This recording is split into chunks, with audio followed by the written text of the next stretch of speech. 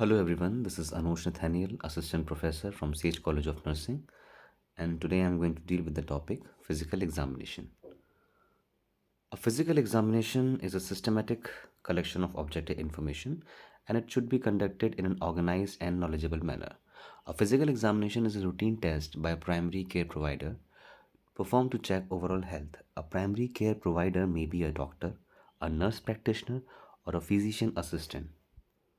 Definition: physical examination is defined as a complete assessment of patient's physical and mental status or a systematic collection of objective information that is directly observed through physical examination technique.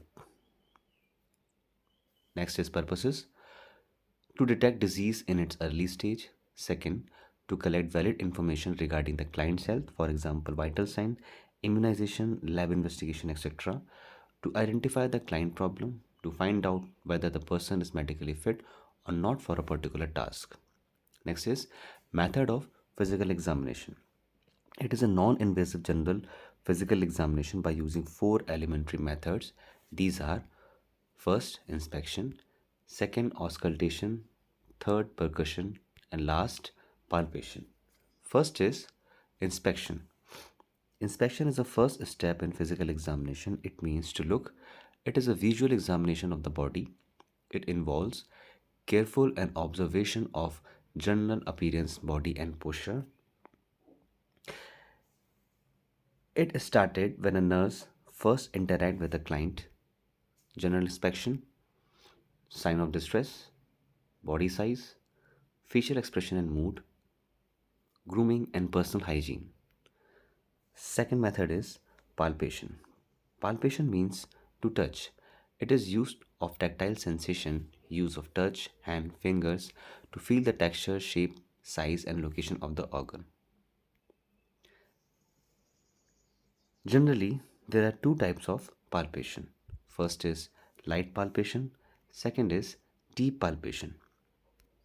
Light palpation depresses the abdomen to a depth of about 1 centimeter. It is often performed first. It is used to detect tenderness in particular region, for example, skin and pulse. Deep palpation depresses the abdomen to a depth of about 4 to 5 centimeter. It is often performed second and used to detect masses and organomegaly. Third is percussion. It is the examination by tapping the fingers on the body to determine the condition of internal organ by the sound that are produced. It is the act of striking an object against another to produce a sound. Percussion is also used to determine if a structure is filled with air, fluid or solid. Last is auscultation. Auscultation means listening to sound. Auscultation is usually done with a stethoscope. It is a process of listening to sound that are generally generated within the body. The heart and blood vessels are auscultated for circulation of blood. There are different kinds of auscultation. Lungs are auscultated for moving air breathed sound. Abdomen are auscultated for movement of gastrointestinal content, bubble sound. Next is role of nurse in general examination. First, maintenance of privacy. A separate examination room is needed. Keep the door closed. The relatives are not allowed. Light. There should be adequate lighting, natural lighting. Third, comfortable bed or examination table. The client should be placed comfortably throughout the examination. Last is articles. Articles which are used in physical examination or instruments.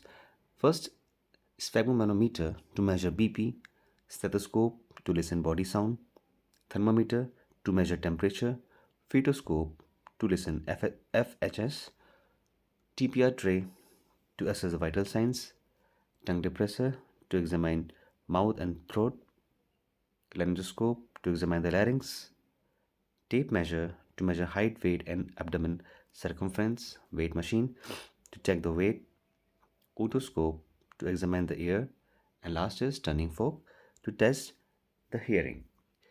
These are some instruments or articles which are used in physical examination. So this is all about my topic.